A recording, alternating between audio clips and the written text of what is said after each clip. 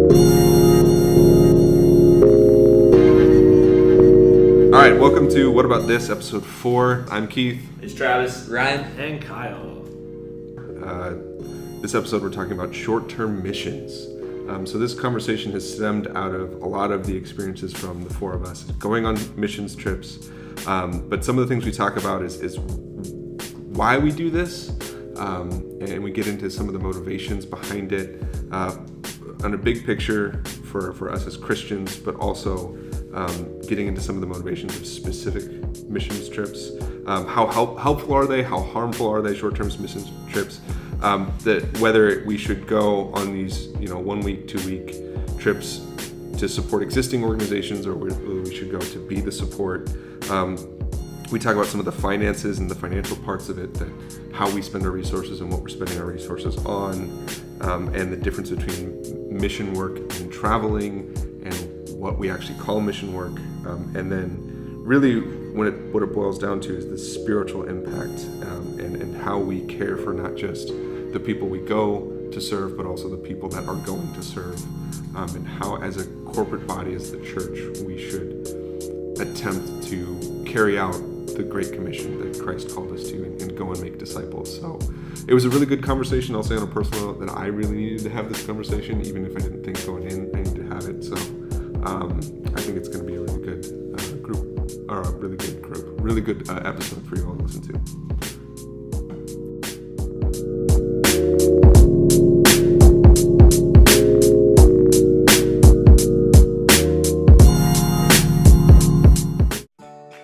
Hey everyone, if you're in the Southern California area and are looking for the best way to improve your home, look no further than adding some always green synthetic grass today. Whether it's creating that awesome backyard that's kid and pet friendly, or that putting green to work on your golf game, Always Green provides installation and landscaping with only American-made products, such as their famous synthetic turf with advanced drainage technology and backed by a 15-year warranty that will have your yard looking great for a very long time. Always Green also installs retaining walls, custom lighting and driveways, and the most beautiful stone walkways. So if you live in the Southern California area, what are you waiting for? Financing is also available, so call for a free estimate today. 714-614-7814. That's 714-614-7814. Or stop by their store at 16772 Wanda Circle in Huntington Beach and get your home looking great with Always Green synthetic turf and putting greens. A proud sponsor of Pop Culture Cosmos, Humannequin Media, and the PCC Multiverse channels.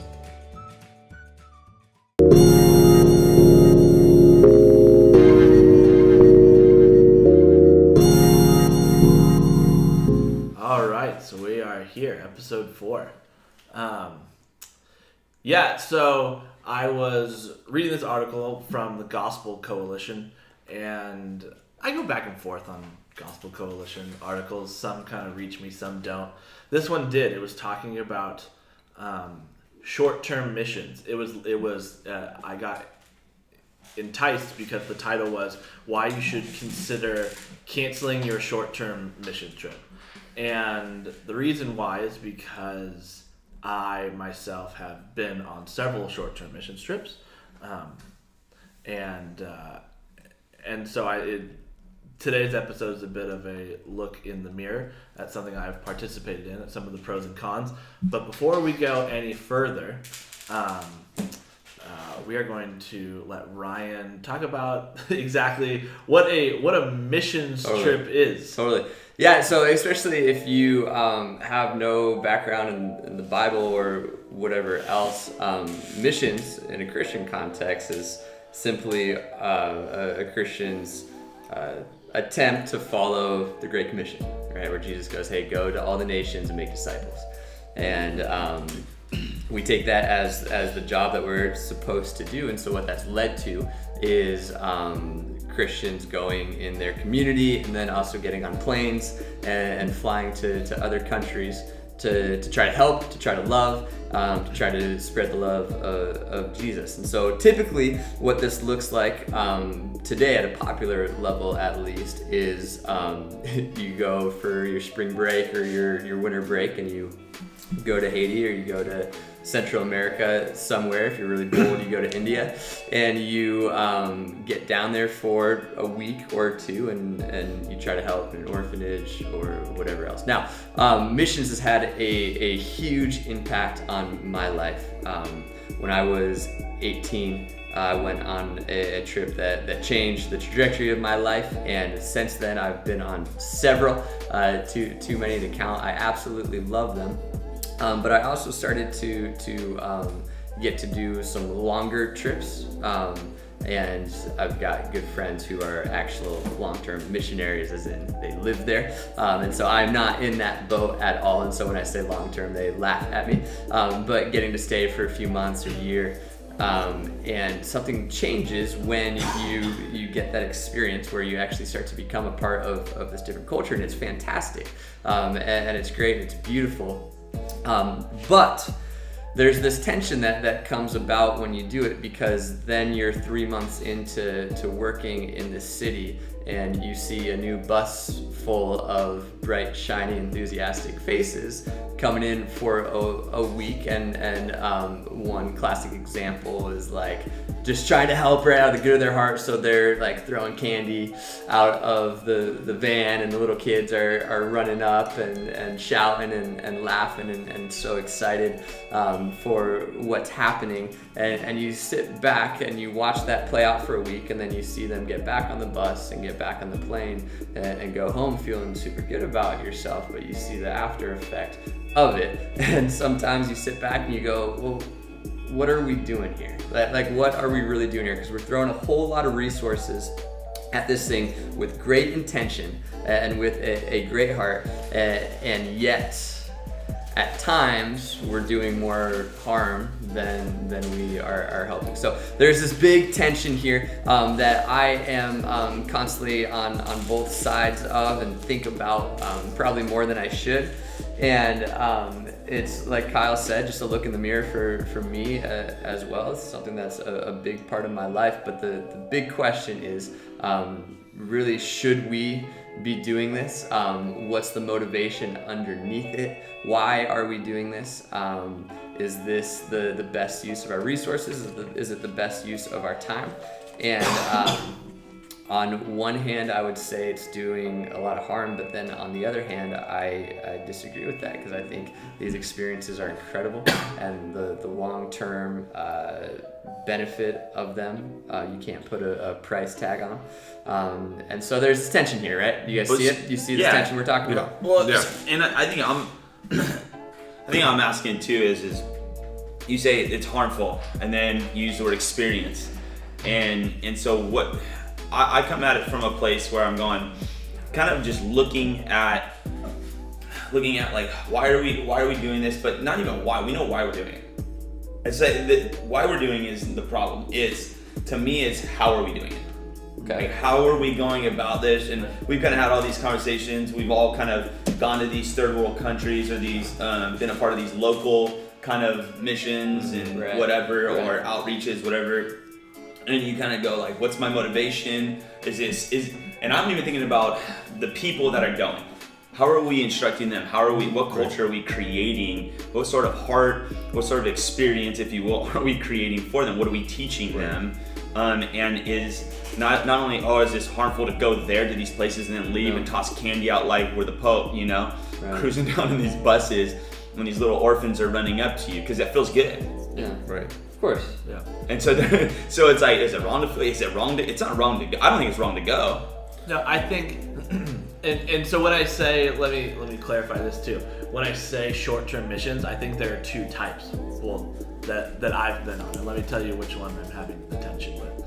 I think there are the types of short-term missions where you travel somewhere to support an existing support system that is already there. Right. To where, like, say there's an organization that is there 365 days a year, doing a lot of things, doing a lot of good, and so you go and you are like you get to volunteer with them for a week, and they place you like to where, to be honest, where like they don't really need help, but they're letting you join in on what they're doing. But they do need help. They do need help. So, Right. But yeah. and then there's the okay, and it's very possible that they do. But you're defining that as a good. As a good use of your time. I think I don't have an issue with that as much as I have another type of mission trip that I have also been on, where we have, to be honest, I'll call it semi-randomly gotten in touch with, say, like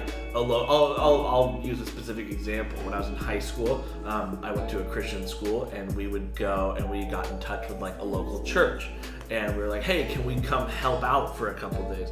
And so there was really no support system. We all just we literally on a bus just cruised up to this church, and it was all of a sudden, it wasn't like we were supporting a support system. It was, we were the only support system that was showing up. And we did a lot of, like you're saying, threw candy to the kids and got to say hola a lot because I didn't speak Spanish. And but then I remember we also like packed up the bus once we were done, and so all the resources that we had after those couple days also came home with us too. And so we created a culture for those couple days that did not continue after we left. Right. And one of the things that frustrates me about those types, and again, I've been to one, or I've been to a couple, and I understand the impulse, like the intention behind it. But one of the things that frustrates me about this is, and this is not just these types of missions, but other organizations that get involved in a very singular and potentially superficial way. It's like you're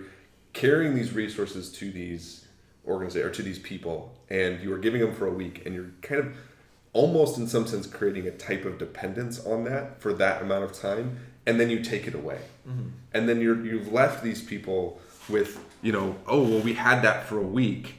And in some sense, and I don't mean this, and this is probably going to come off bad, so I'll acknowledge it up front. It's like, I'll give the example that I've been frustrated with. I know this isn't short term, but this is a type of mission work, not a Christian mission work, but Tom's shoes, right? Mm. They go out and they give these shoes to these children in Africa, and yes, they need them, and yes, their feet are all, but what's happened is those children now have to always have shoes because they've lost the calluses or the buildup on their feet that they had before they had the shoes, and so now you can never not give them shoes. You always have to give them shoes, and the real question is, and this may be the deeper one, is like, were shoes what they really needed? Not to say that shoes are bad, and it's not. I'm not even saying that shoes is a bad organization, but is that what they really needed? Well, okay, so let's just get into it. A friend of ours has what is Project 54 Skid Row, and so he has this heart for Skid Row, mm-hmm. and he's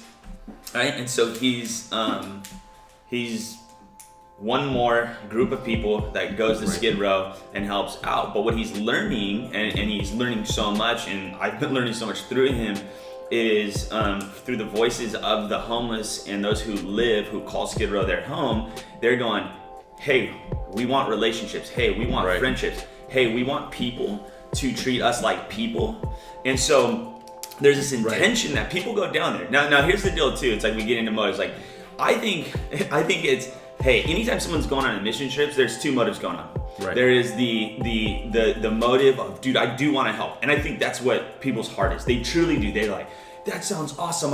Because we know that it feels good to do something that is greater than ourselves, whatever. And I think there's this deeper rooted thing going on that most of us, we're just not even aware of. And that's the thing. We're just not even aware of what's really going on underneath the surface, right? You're going, and because it feels good to help people, and so people go down there and they stand behind a table and they throw a scoop of sloppy joes. So if you live in Skid Row, you can eat 13 times a day and pretty good food sometimes. So you're not starving. You're not hungry. Mm-hmm. But what they are starving from is this relationship, a true relationship of a group of people that actually sits down and talks with them. And so. And the same thing is true for what you're saying in these, the Tom's shoes. And so it's not even like this great shoes, but did you give them a size 7, 9, and 11? As they get into their high school years? And so here's what I'll say, and this will be, I'll just sort of throw it down, is I don't think if you go for a week and then you leave, I don't think you're being effective. I don't think and I'm not saying there aren't good motives, but I think that's actually far more damaging to that. What if you go every week or every year? What if you go every year that same week?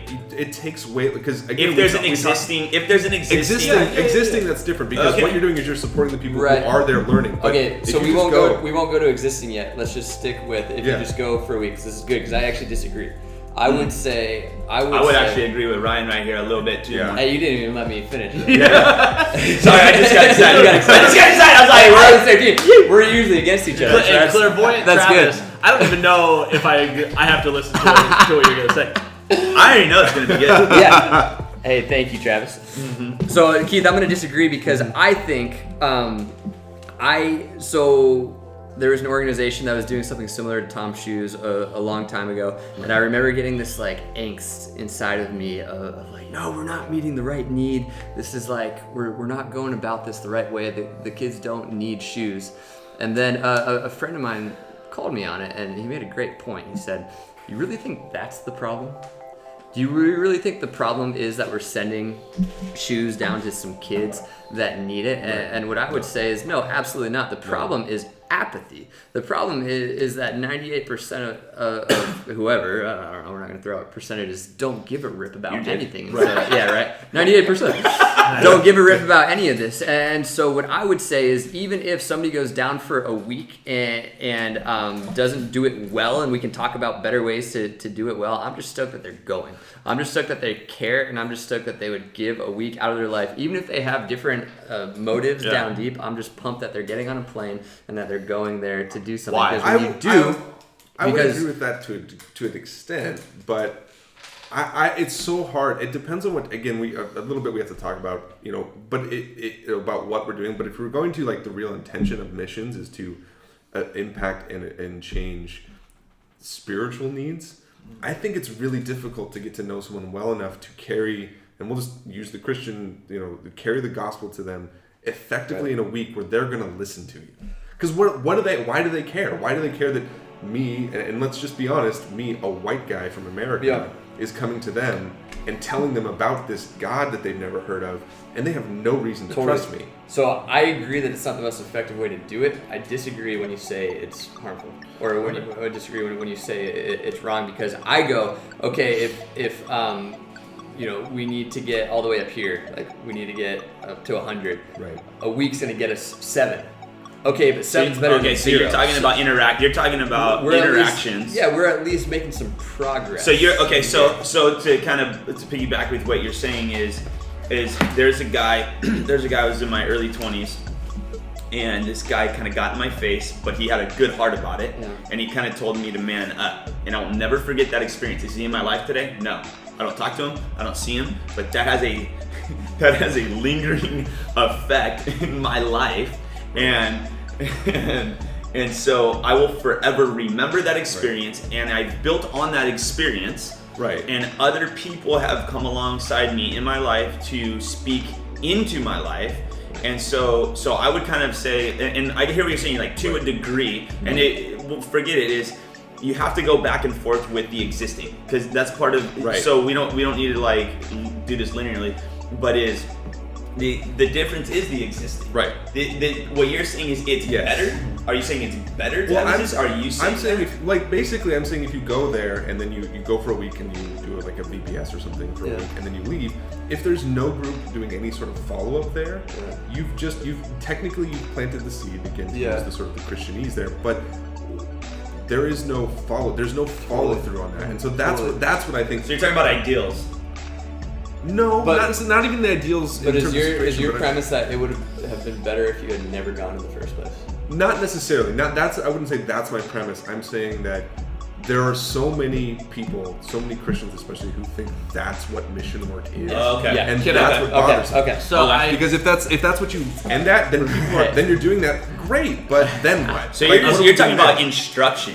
You're talking about possibly, but maybe on the pre-mission side, funny. possibly. Can I? So the points that really drew me in originally to this were It kind of made you look at kind of how you've done it. Yeah. was to be honest, was some of the financial aspects of it too. Okay. A couple things here. It said U.S. missions teams who rushed to Honduras to help rebuild homes destroyed by Hurricane Mitch spent an average of $30,000 per home, which locals could have built for $3,000. Okay. And it says the money spent by one campus ministry to cover the cost of their Central American missions trip to repaint an orphanage would have been enough to hire 2 local painters, 2 full-time teachers, and purchase new uniforms for every student in the school. That was the one that when we were talking, Kyle and I were And- talking, that's what threw me off. That was like, oh wow. Yeah, and so I think about that, and then a couple years ago, when there was the earthquake in Nepal, and people started rushing over there, and I remember having this conversation with a couple people, and they were a little annoyed when a lot of organizations in Nepal said, You mean in Nepal you had these conversations, right? Because you went. No, the earthquake happened after. Okay, gotcha. After I was there. I was there in like 2013. Okay. I think the earthquake was a couple years later. But I remember organizations were posting, basically in a nutshell, like, we have enough people here, to be honest, we just need your money. Right. And Right. and I think and I had a couple conversations, and I saw a couple like online posts where to be honest, Siri. We have a guest host. Yeah. Siri. Siri's just putting your 2 to cents. be honest, the tone I was getting from some of the things I was reading in response to that were a little offended, where they were Right. like, "Oh, like you just want our money," and it made Yeah. me feel like this. Yeah. So last June I got married, and Yeah. Nice, and About people, Sorry, ladies. a couple people. So many people This, stopped writing. We no, just lost- we lost so many people. no, hold on. What happened was is a couple people were like, "Hey, what do you want?" And I was like, "To be honest, like gift cards are cool." Like, Yeah. and they Gas card. and they went like this. No, I don't want you to get you a gift card. Like, come on, what else can I get you? And so now it turned into, you don't really want to give me what I really want. Yes. So You true. are giving Yes. me what you feel like is going Totally. to make you feel good about giving. So I have a really interesting story that can. So then it goes back to it. Who is this about? right, I Right, haven't- and so just to wrap that up, Yeah. when I was in, okay, so now this really did happen when I was in Nepal. This girl just like faced me. We were asking questions about like in this local village, and I remember just being like so like shut down in this moment. Is I said, so do you like? I said, be honest, like we go and like we like go into these different places, and like I said, do the people even like really get much out of this? And the girl literally turned around and goes, "Oh, you think this is about them?" Yeah. And like she was that meaning to say like this is so much about you, man. Right. Like Yeah. like about like you seeing this, you seeing the culture of what's really going on Totally. in the world, and you think that you're coming in like being this like Can change savior, the world. Right. And that's like so not what's going on. Well, and so I had a story about this. So I was in my undergraduate work. I was an anthropology minor and brilliant anthropology professor, and told us this story. And I don't remember where in the world this happened, but it was a story about a missionary went to a village, like went to a remote area to go on a mission, and the women there would wear skirts but no tops. Right. And according to the European Western Christian morality and sort of modesty, that was a problem for them, right? So like, well, you have to, like, you can't come to church unless you cover up. Well, they didn't have shirts, so they would hike their skirts up. And what happened was, as they noticed, that as the missionary noticed, is that as the women hiked their skirt up, the men got more and more distracted because of the way their culture had developed, was that, you know, breasts were not taboo, ankles were taboo, Yeah. and they hiked them up, and then they showed their ankles, and the men were like so distracted because they were seeing the ankles of the women, which they never saw. Ankle infatuation. Right. So the idea a whole nother is, podcast. the idea is you go to these places and you try to bring a message to them. But if you don't understand the people you're going to, and you can't do that in a week, if you don't understand them, you're going to do something like that, and you're going to cause more harm than you will good. Yeah, and so that's essentially, that's kind of what you were saying. That was the question I had for you, Kyle, was based on even what Keith is saying is in Project 54, Right. is you go, you go, okay, what are your needs? So everyone rushes in. We're the heroes, and we're gonna come, and we're the saviors, and we're gonna bring, and we're gonna change. I remember the very first mission trip I went on. I was sitting back, and me and my buddy, and it was like everyone's going, oh, we're gonna do this, and he goes, what they don't know is how much this is gonna affect them, Right.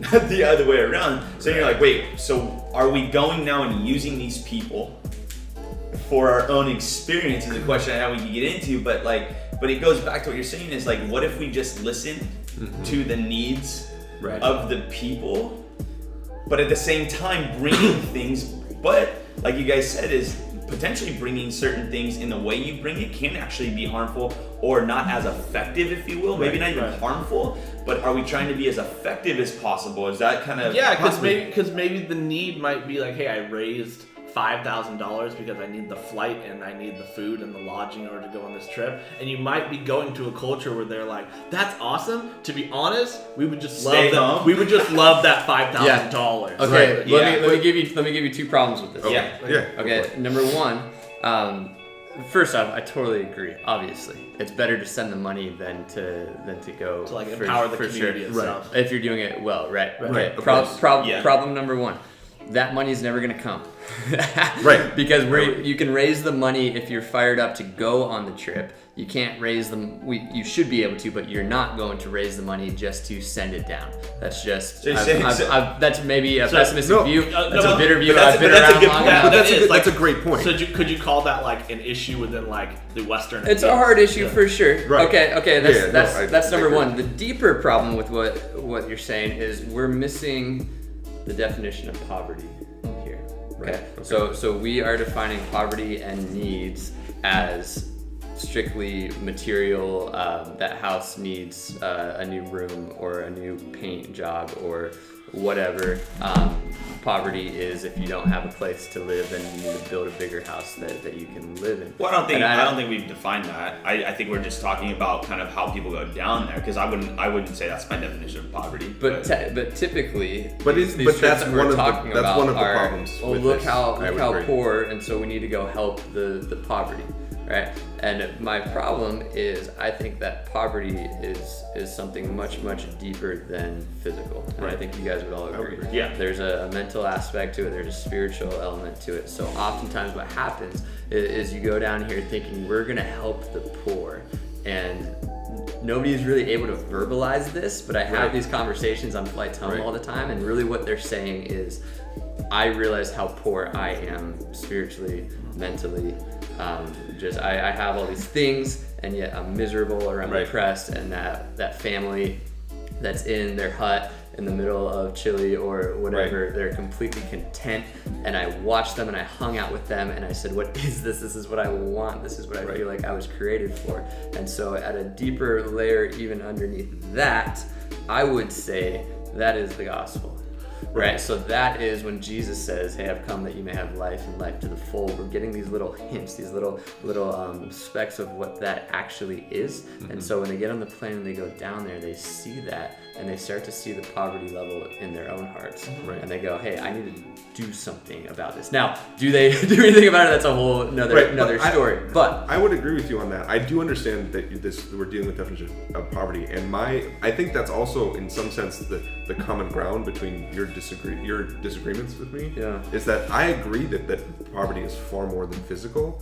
I just think you can't overcome the non-physical, the mental, the spiritual, the psychological effects of poverty in a week. And so if you're talking about how that affects the person going down there, I'm all on. I agree that it's great for them to go down there and experience that. But I'm still thinking like.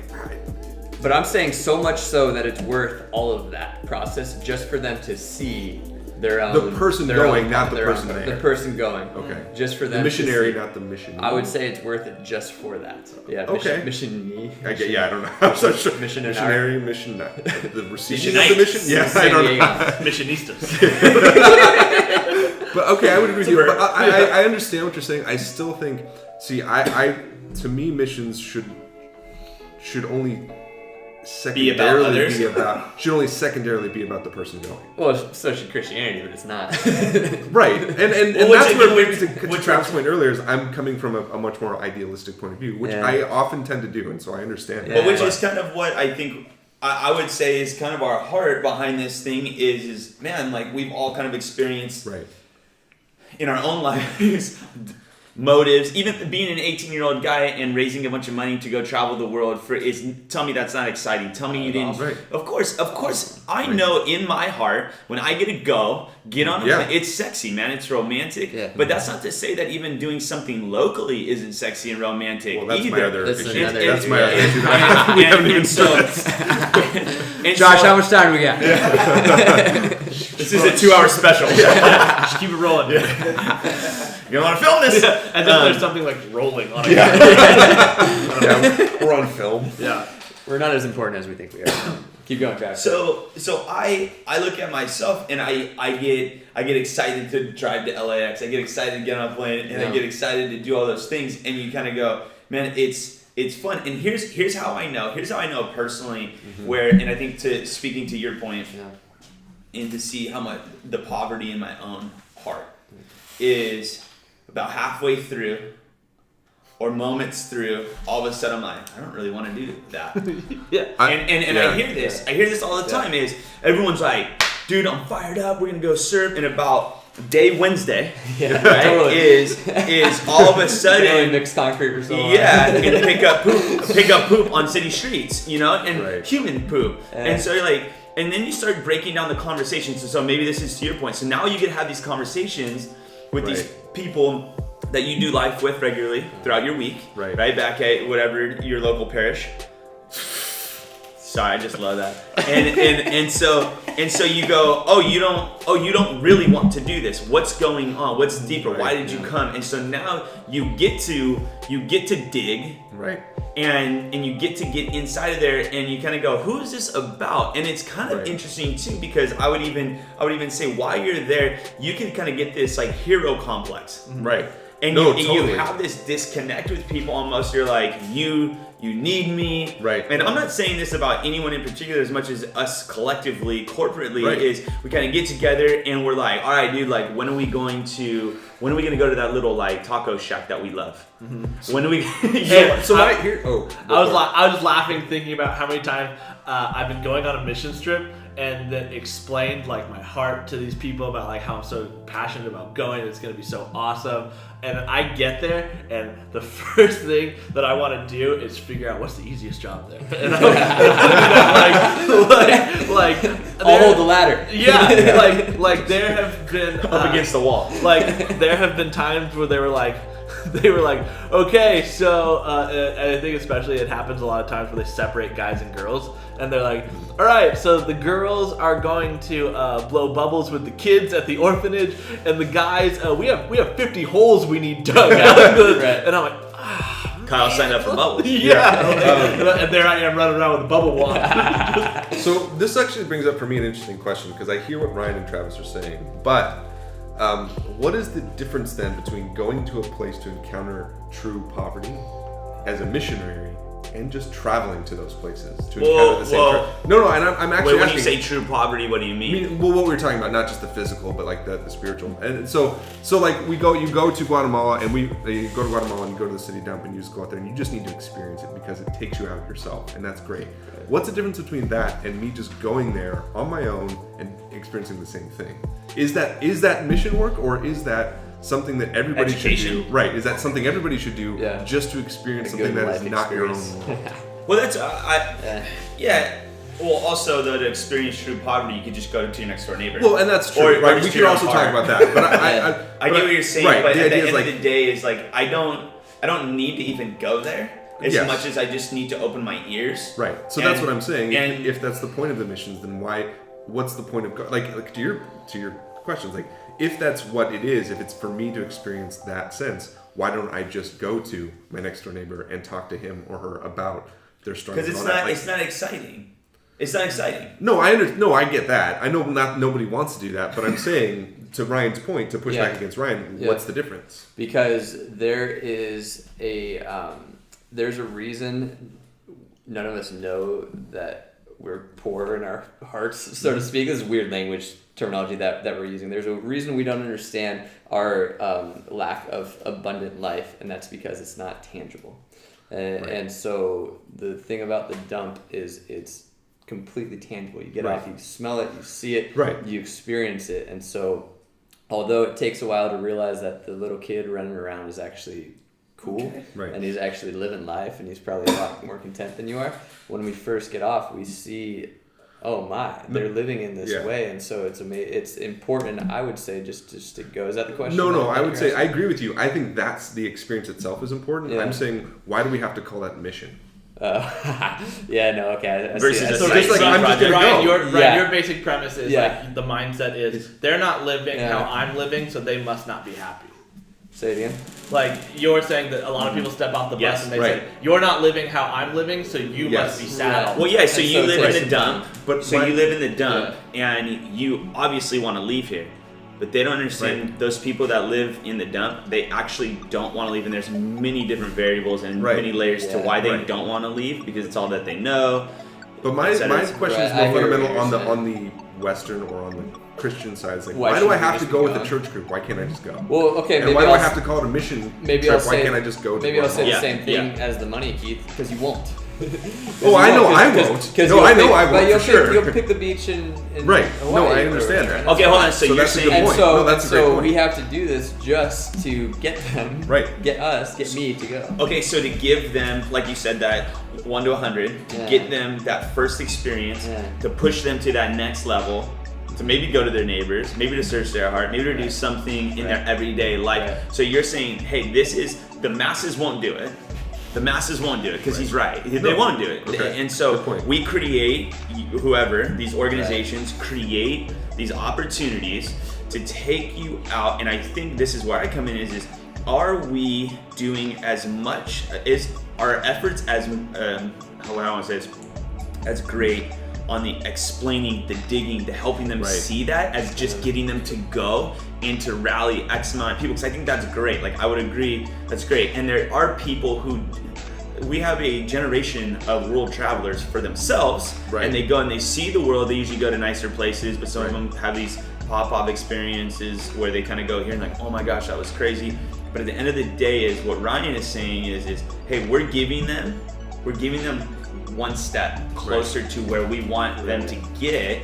And so my thing is well, are we educating them along the way on what this is, why this is existing? There's a group, I think they're in the 18th centuries, I cannot remember their name for the life of me, and you guys might know them, but they were a group of Christians, and they lived in places far more than they lived in their own hometown. And they actually are known for doing significant missionary work, and I cannot remember the name, but at the end of the day is, so you have these, you say you have friends long-term missions. I saw this documentary, this doctor who chose to go to this village and live there and be the doctor to this village, and this was his life. He chose to give his life to it, and so you need those people.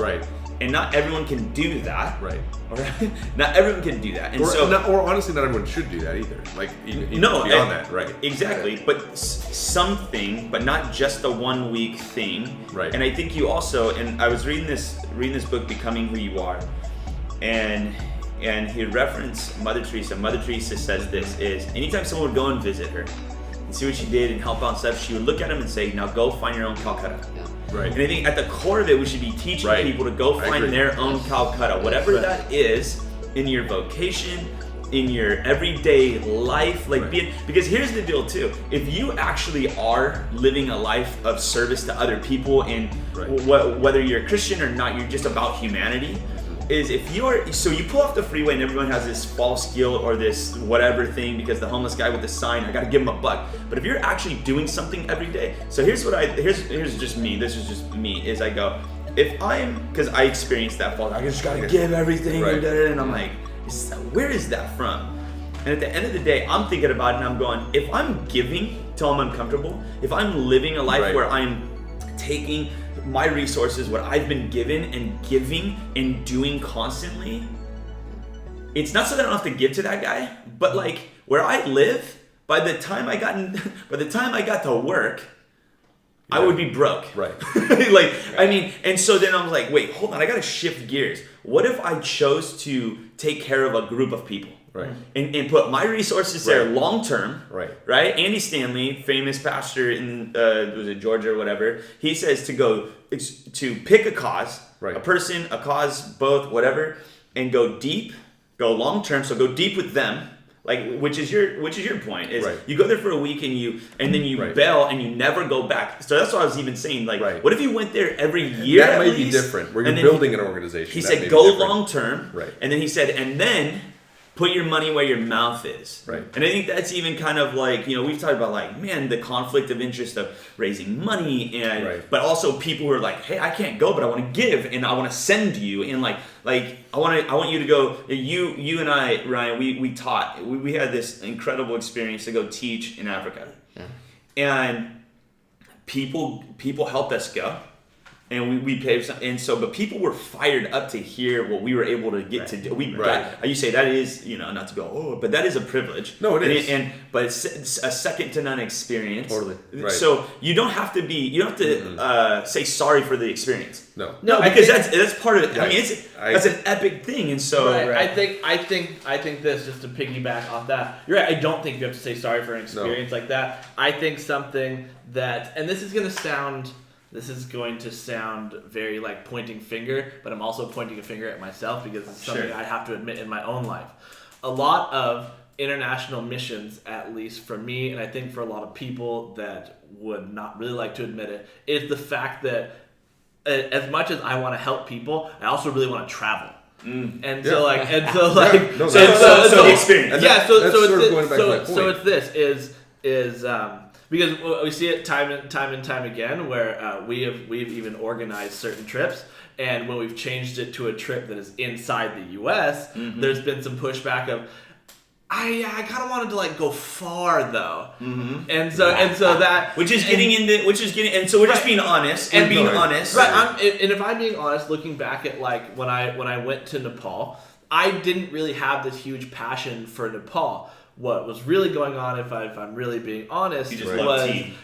And I was thinking more about this. Yeah, we're gonna do missions, like that's cool, but like, and going to Nepal, I'm gonna see Mount Everest. That's cool. Like, and I'm gonna tell everyone that I'm going to Nepal. Right, because then I get to come back and be like, so this one time when I was in Nepal. How many people can start that conversation? Yeah, I have the privilege of starting a sentence that way now. So that's kind of part of why we're talking about this is not because, again, like you're saying, point but it's actually to look at ourselves, right, and kind of to figure this out. And again, I'm going back to: are we doing as much? Are we giving as much effort and focus to keep that conversation alive? And like, hey, remember this experience you had? Right. So I take a bunch of high school kids up to this camp every year, like about 100 kids.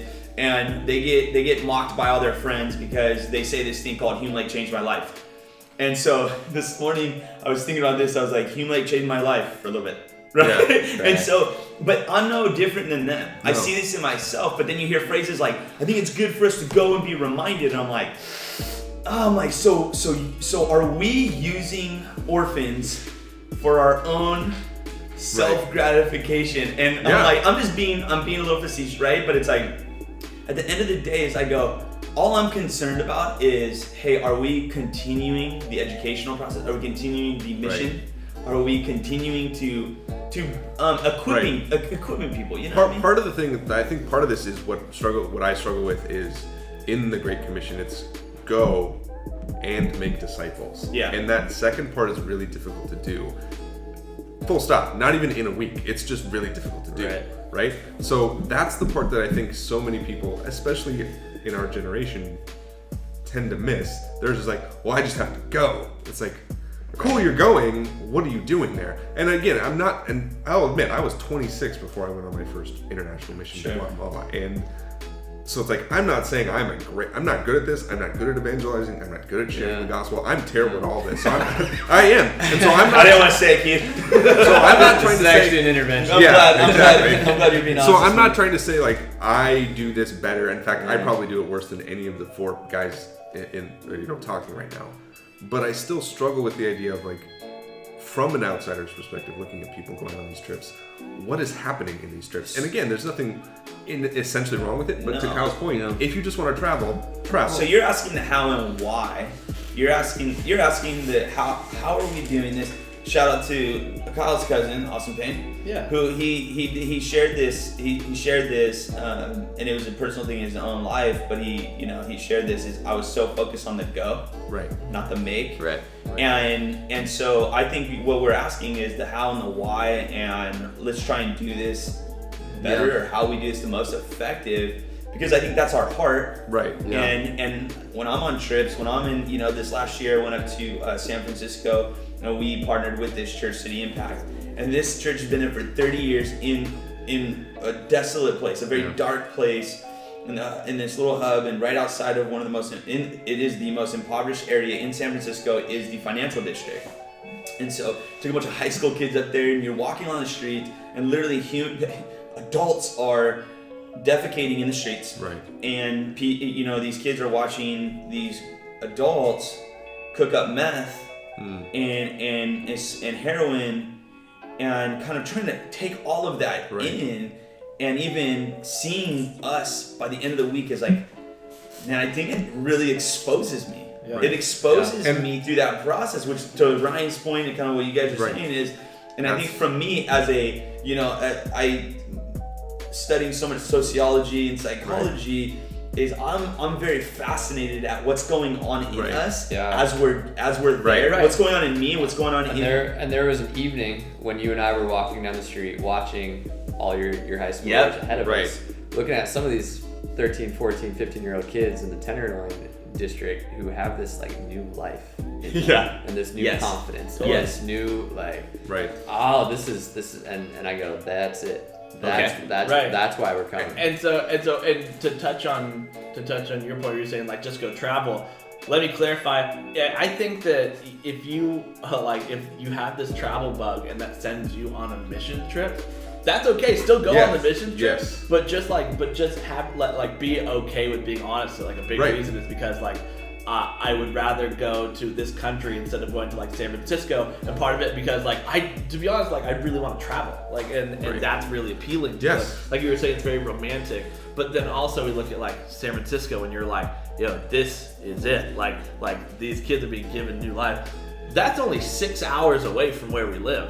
Right. And so a lot of these kids that maybe had some disappointment that we weren't going overseas and that we were only going to San Francisco, and that I've said it, Right. and I'll say it again, that San Francisco is maybe the most spiritually impactful trip I've ever been on.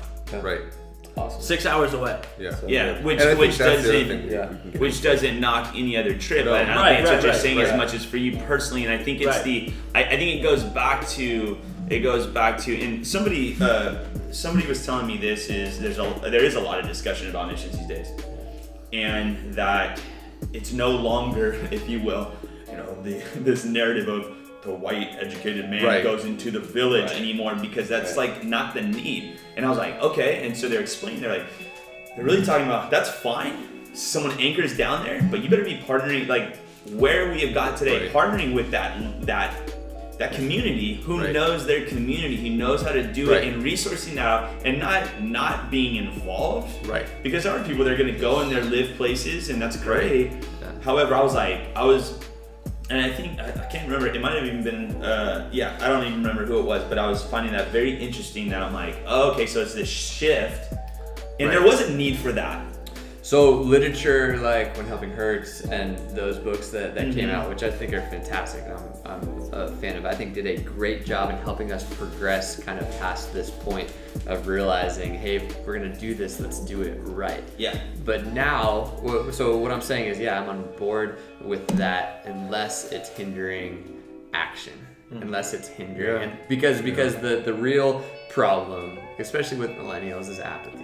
And so I'm going, okay, now we're progressing past that point. That's good. Let's Yeah. learn how to do these self-sustaining types of change, and let's just help these nonprofits that are on the ground doing it.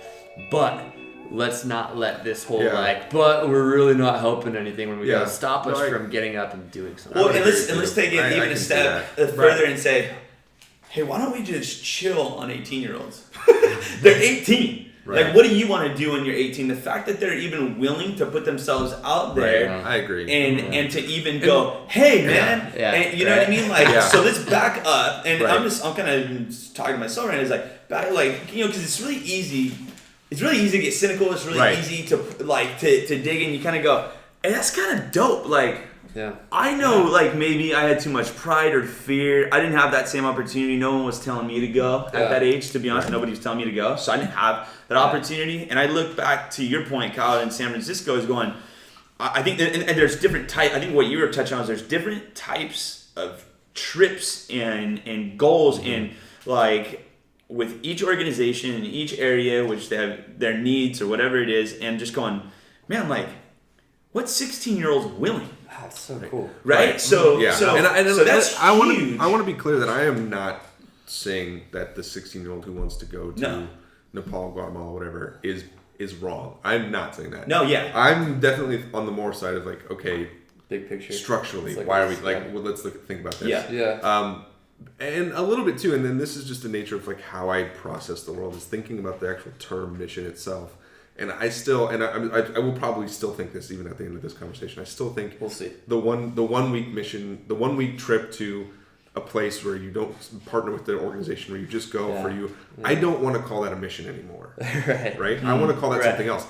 Not still, it's good because you do get to get out of yourself. You go. What if we called it a vision trip? Sure. Yeah. I mean, I agree. But it's a great point. But like, semantically, that bothers me to call that a mission, because if you look at what Christ said, I don't think that's what he meant. Or you read Paul, right? And you start to learn, like, okay, Paul went on 3. Some scholars would say 4 mission trips in his life, and you read that and you go, okay, well, I went to Guatemala, I went to Chile, I went to Skid Row. So, like, we're kind of the same. There's like, I'm there. And that's absurd, right? But then you look at you look at the map of the trip, and you look at the letters he wrote to those churches, and what he was doing, and they're obviously filled with so much emotion and connection to the people there. That, like, he has such a heart for the church at Ephesus. Well, because they were years, right? Because he lived there. He would spend a year with them, and and then he would go on, because he wanted to make sure that they understood the message before he left them. And he cared about them so much that he would write letters to them from prison. Exactly. You know what I mean? And, like,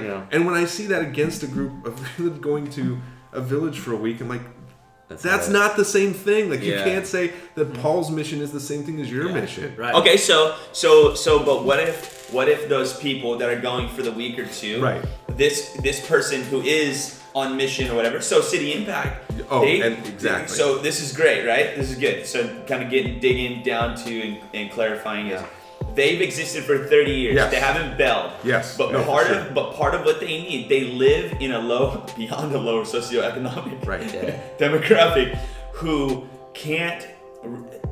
can't resource them to help them resource the rest, right? But they have so much going. They have a school, so they need people to come and partner with for a week for whatever. But the mission isn't the group going. The mission is City Impact. Exactly. Agreed. And even they would tell us, tell us, like, we want your help. They're not afraid. Yeah. We want, but not even that. This is what they say, like, we want you to go do something like this, whatever it is, where you are, but we also really need your help. Right. We need you to help us do this because our neighbors, their church shares a wall with a sex club. They're really talking about light and darkness, yo. Insane. And so I also really liked their policy on how we connect with people down there. They were basically saying, don't give out your personal information and have that be the connection. Connect them to City Impact. Because the reason why they made that policy is because they said time and time again, people that would come for a week were making these personal connections. And so then this homeless person who had gotten really connected with this person would come back a couple days later. They said this was like true story.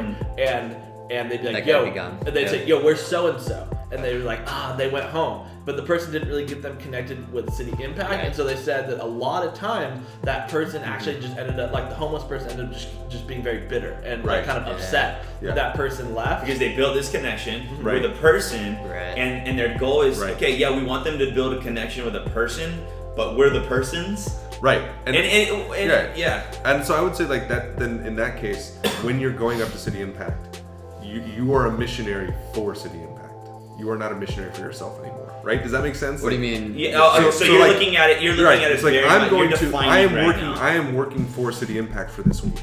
I am not just going up to the Tenderloin District on my own, right?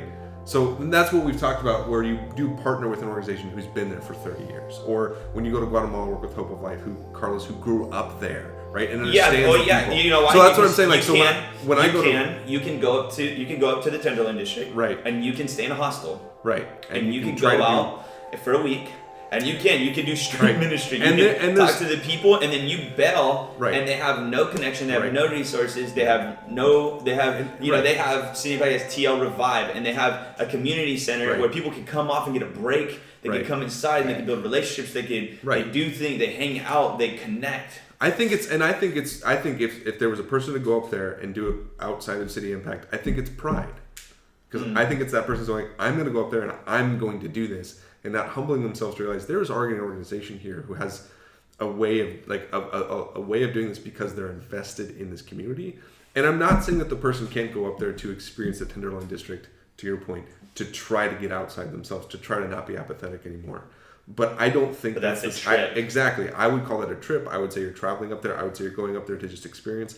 But I wouldn't call that a mission. Well, I would agree, because if we're saying how Paul did it, Right. is ideal. Is a So for model, the person right. to not, so you're saying for the person to not go connect with an existing Right. entity inside within a community, right?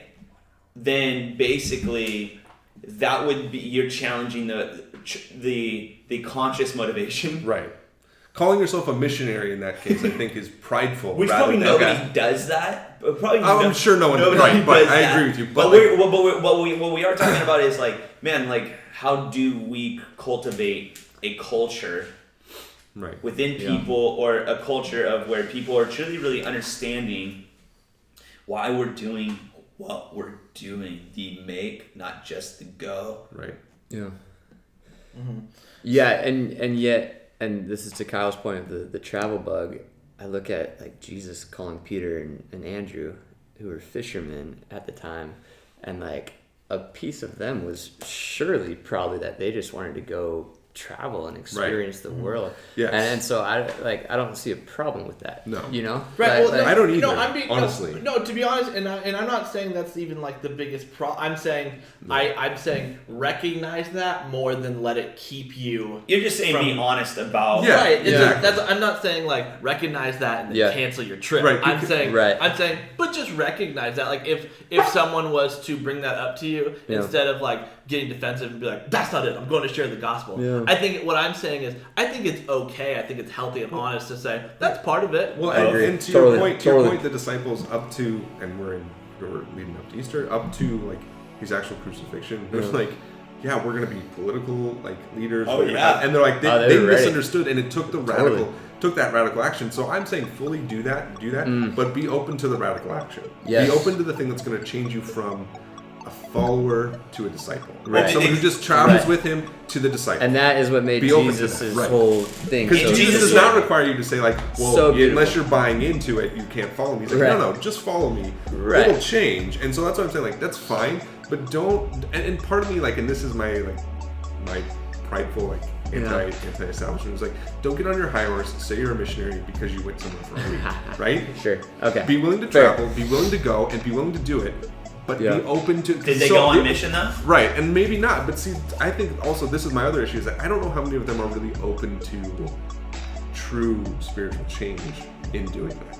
I think Yeah. I think they go and experience I think it. it I just don't comes. know. I think it comes whether they want it or not. I'm just saying I don't know how many of them are like going because I think a lot of them are going like, well, I'm you know, I'm a Christian. I'm from this place, Yeah. and I can share so much of what I have and what I But need. I think- I know what you need, and you get there, and people are like, we don't need that, and so that's Right. my struggle. But But I think that fully God agree is with you. great at taking bad intentions and Right. using it for something beautiful. Yes, so I would never say to stop that. I just Right. I am always going to be uncomfortable with Yeah. that type of mission. Well, Right. to your point of Jesus always challenged the heart anyway. Right. So Right. I think we're in our right to challenge our hearts in the Right. hearts of Yeah. the people we love Yeah, and yeah, we care about, yeah. right? And so if you're challenging the heart, even I mean, you can talk about this like every single year when you go back to a place, Right. you hear the grumblings of the masses of like, last year was so much better. Yeah. And you go, Last year we painted that. Yeah. You're like, it's A lot of not times the it's- same. You're like, it's 2017, man. That lot was of 2016, bro. A lot of times it's because last year was easier. Because It's a different experience, and this is why we sometimes hang on the experience. Right. it wasn't 105 degrees Well, last year. and the other thing, like, There was a breeze. the other thing, like, when I went Where'd the to, breeze go? when I went to Guatemala, like in day Global 2, warming, man. on day 2, like go to Guatemala and on day 2, you know, when we're at breakfast, everybody's like, oh, I can't wait to go to In-N-Out. Like, I can't wait to, like, they were thinking about the first restaurant they want to go to, like, 24 come hours. back. And they're like, and I just said, like, guys, like, we're not here for that. Like, I get what you're, like, I understand creatures of comfort and all that, but, like, is that the, like, you're missing, there's something missing there. Right. Like, the fact that they're thinking about what they're going to eat when they come back from Guatemala already. And I'm like, You know what's so funny? I think about that in my own life too, like being somewhere, and I'm like, and a lot of times it'll be in a place where it'll be like, I can't wait to go to X place that I don't go to when I'm home. I'm like, man, when I get back, first place I'm gonna go is Super Plantation. And I'm like, which we know if you're on staff where we work, we never get to go to Super Plantation I know. because people don't want to go there. Don't but, remind me. But so I'll think about that, and all of a sudden it's like you start thinking about these places that you're like, number one, you don't go there when you're home. Right. Number two, you've been here 4 days. Yeah. Like, See, my problem isn't I want to go to In-N-Out. My problem is I just don't want to leave the breakfast table with that coffee. yeah. I'm just being honest. No. Yeah. That But was- yeah, that's- I think that is kind of, I think in our own lives and just hoping to kind of dig into this topic is like, why do we do and Yeah. how do we do it? Like, why do we do it? And I think there's a Yeah. lot of different motivations. I think there's a lot of different reasons. But I think it's worth taking a stab at, like, man, how we do this, how we take care of people who we expose these Yeah. types of trips to. Yes. It's super important because do we care about? Right. Do we care about the people we're taking? And Right. I would already yes, but I think I'm so fascinated at, here's the deal is the truth is too honest, right? So Right. so Should be on your tombstone. it's gonna be on my team. I can get a tattoo of that on your belly. That's right. And so He doesn't have a belly, he has abs. yeah, it's looking worse these No, days. no. Not like you and I. And so you go when you're saying, Kyle, is just be honest that you also want the experience. Yeah. Right. Is that's okay. I think that's okay to be honest, and that's obviously you guys know I'm huge Right. into that. Is like Yeah. it's easier. It's better for all of us to just acknowledge that Right. and then throw it out here on the table. Right. And let's stab at it, let's poke it, and let's try to make it better. Let's get down to the core of, because if you go 30 people deep anywhere, there's 30 Right. different motivations, Like if I'm- good, bad, and ugly. Like if I'm being honest about myself, that was motivation number. That was number one. Yeah. On the list was like, I want to go To Nepal. I want to do this Right. over here. Right. Yeah. I think the other thing, to your point about taking care of the people who go when they come back, because the reality of it is that we're always going to have people that are going and coming back, right? So I heard this story, and I heard this, and I haven't checked on it, so I don't know if it's right. But when astronauts come back from space, the International Space Station, they stay in an underground apartment for 6 months, depending on how long, because they have to get acclimated back to Earth. Interesting. So this idea is when you go on a Interesting. mission trip, when we come back, we just like let them go back to their normal lives, Hume Lake, or like that mountaintop experience. Like, you're not caring for the people coming back Yeah. either. It's like, how do we kind of get them to, like, you're just gonna go. You go to Guatemala, you see the dump, and you see these people living in a dump, and then you just come back like, all right, go off on your life. It's So like, how do no, we? Okay. that's So not how do we? final. Yeah. Okay, so how do we? Keith, you should be a teacher. Hey, so how do we wean them off the drug? Yeah. Right. How do we Yeah. assimilate them And back and into and reality? being able to carry back into that passion that they carried. that they Yes. learned. Such a good question. Hey, that's a really good question. Keith, you're so handsome. Your voice is handsome. You go. Because the reality is, those first few weeks back are always hard for everyone. And honestly, and I'll even go to my discipline in literature, where you look at World War I, right? So you have these Americans who go to World War I Yes. and come back, and the people didn't experience World War I, and they're in the Roaring 20s. Yeah. So it's like you come back, you experience some of the most traumatic stuff in human history and war, and you come back and you see these people screaming, but driving down like the roads in these new cars and like drinking and all that, and like, why are you guys so happy? what just happened? Like, why do you guys not understand that this is a ridiculous thing to do? Yes. Right? Why do you not see what I see? Well, and to your point is, people Yeah, have these it's jaded experiences, and they're just- fired up, they're excited, Right. they're changed, and all of a sudden they come face to face with a bunch of people who also don't share their excitement, Or apathetic. Yes. To yeah, Brian's point. and are negative almost, Right. and are especially the younger you get, the more you're trying to find an identity, the more you're willing to expose. It's kind of like if you walk up to your group of friends in high school and you got the wrong shoes on, you're gonna get roasted, right? So you have to, and so you're about to be vulnerable. Yeah. And you're gonna share your experience, and then you're going to get your shot blocked, right? Yeah. You're gonna get stuffed, and that's very discouraging, And what if especially you- to the ego what of a if high two things school kid happen? or a 21-year-old. One yeah. of two things happen. Mm-hmm. Both of these have happened to me. So at one point I came back from like a 3-month deal, and I didn't take a warm shower for several months because the logic was, well, they don't get it, and so neither do I. And that is just incredibly unhealthy and wrong, and missing the point of this blessing of a hot shower that I have. And God's going, what are you doing?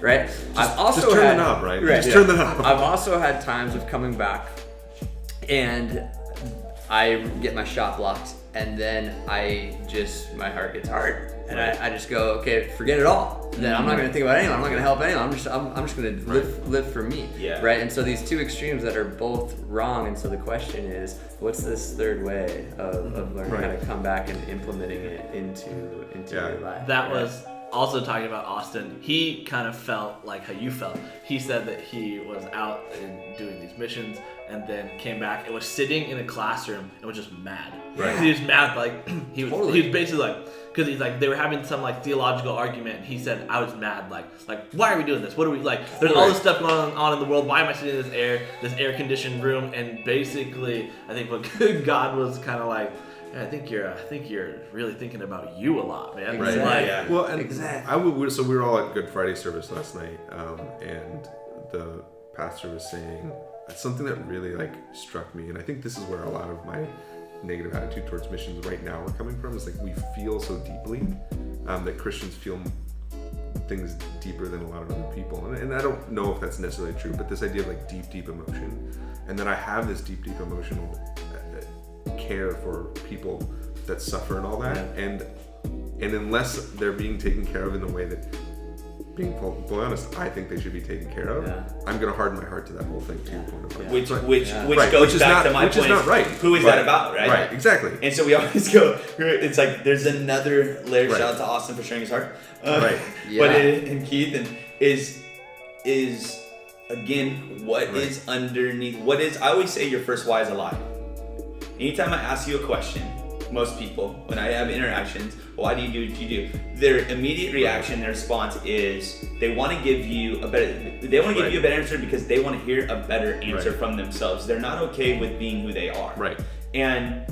And so getting down, like you're saying, Ryan, you have these two emotions. You're like, I'm gonna take, and that's a hero complex, right? Yeah. And it is what it is. And so you're like, But it's also seeing the injustice of the world. Yeah. Because No, the but world it's is a reaction crazy, to the- and yeah. reacting to it. yeah, but in a sense, it's like I'm not gonna take a warm shower, Right. and now what you're doing is the pendulum's swinging so far, Right. but it's the why is it swinging so far out here? Right. What is underneath? Why are you really doing it? And then why do you Right. take warm showers today? Because Right. you kind of went, oh wait, it's so you don't have to feel guilty. You Right. feel responsible for Right. the warm I think- shower. Right. And even the funny Right. thing is, like, if you were to talk to the people you were just at who don't have warm showers, and they're like, yeah, I stopped taking cold shower, like they- warm showers for you, like, Oh, what are cool. you talking about? Like, Cool, man. I would take a warm shower. Like, I would take a warm shower if I was there. Like, I don't know why you're not Read doing Proverbs, it. man. Yeah. It doesn't help me that you're not taking And that's it's like just solidarity, the but- completely absurd thing Right, about it. Is right. taking that cold shower does nothing.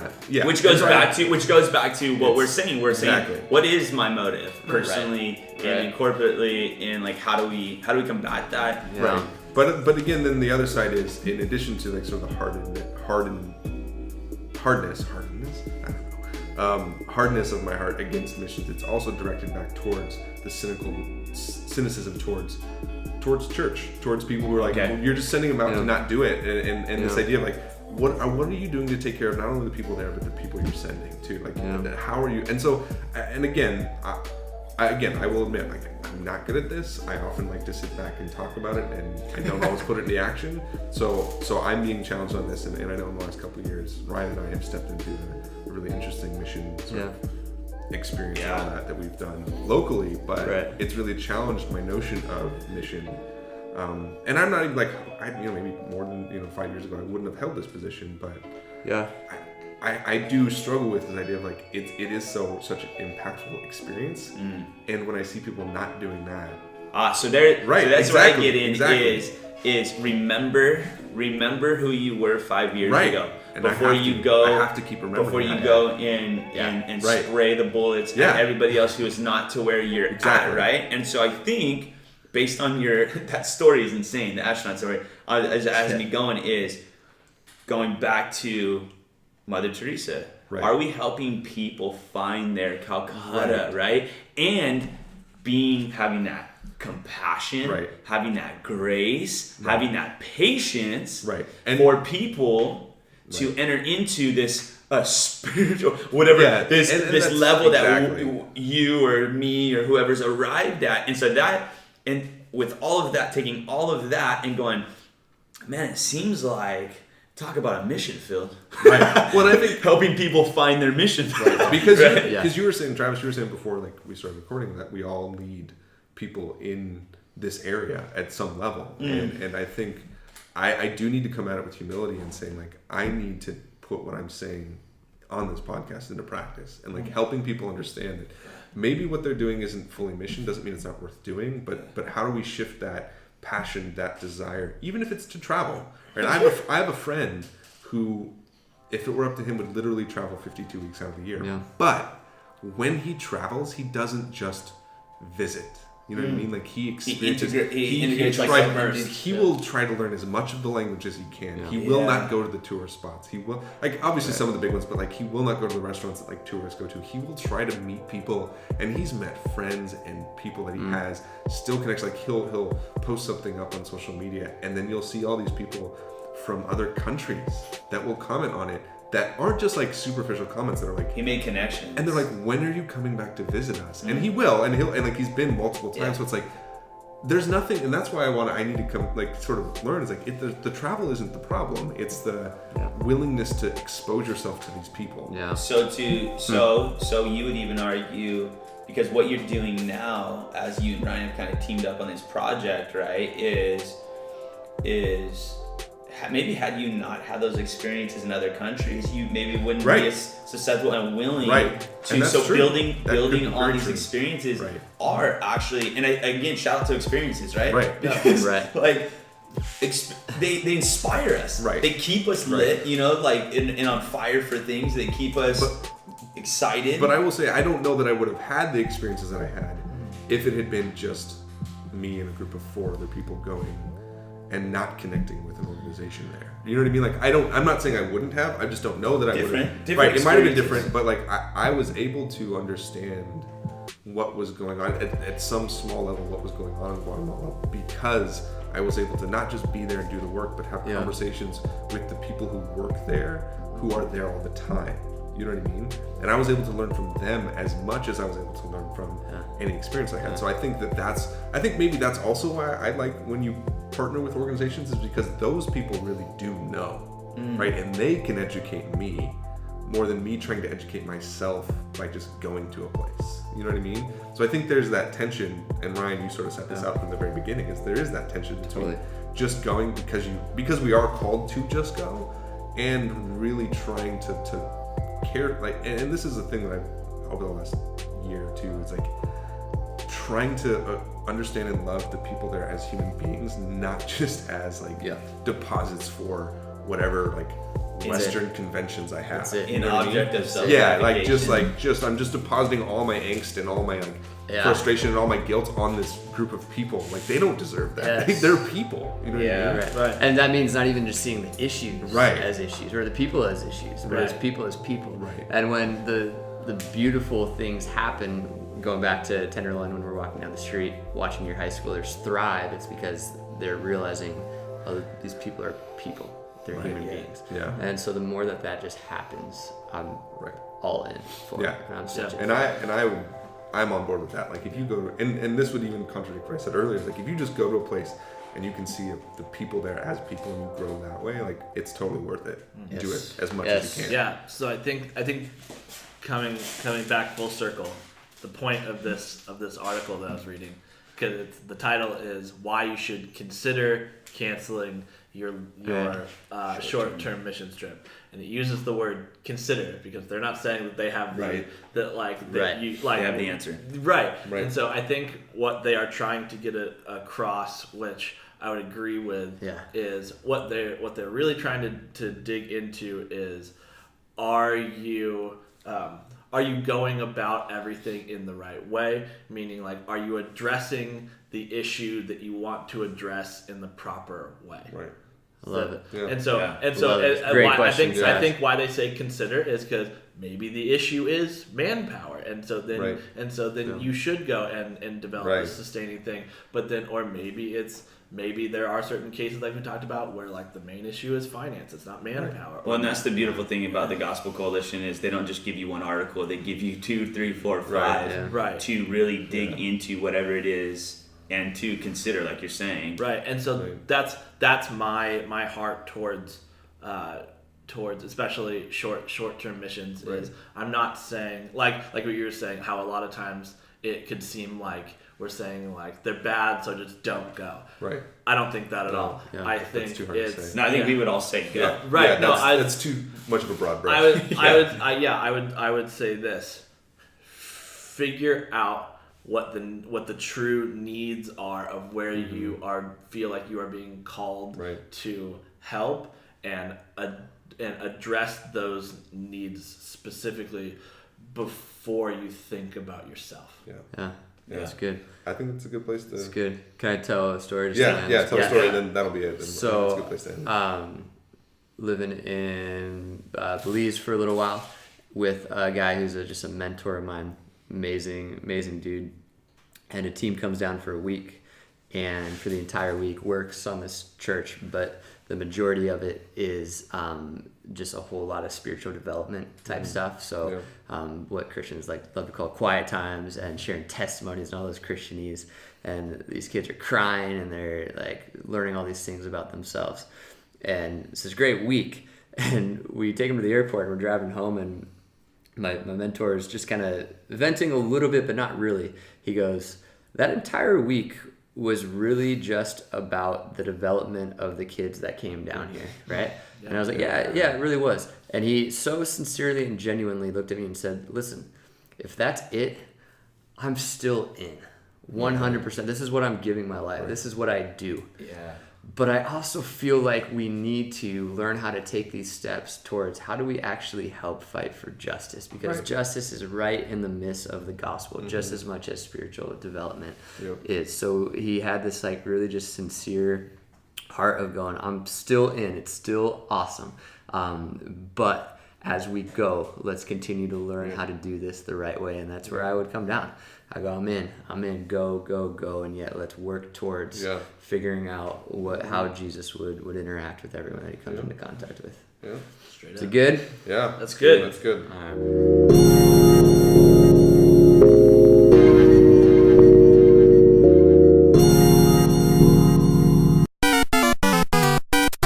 If you're tired of sifting through flea markets for rare and unique games, we can help. Retro City Games in Henderson, Nevada, only 5 minutes from the Las Vegas Strip, has all your favorite gaming staples, classics, and a wide selection of rare games with new stuff always appearing on our shelves.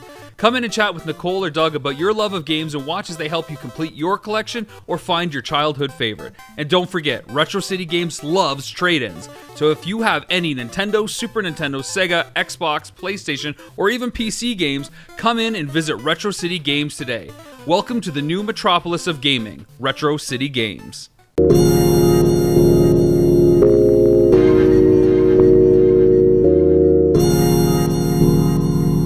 All right, and make sure you follow us on all our social media, on Twitter at WAT_podcast, and also find us on Humannequin Media, YouTube, and Twitter. Shout out to producer Josh and the whole Humannequin Media team, which I think is just Josh. But yeah.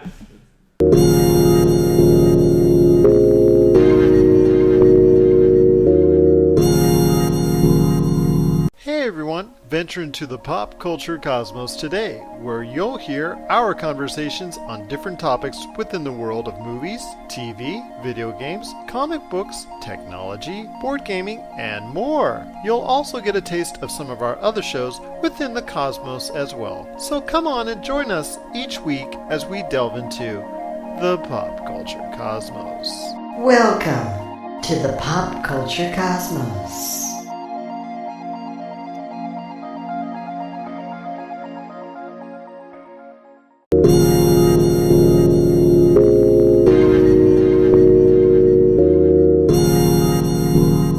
So as people that can feel things, it hurts.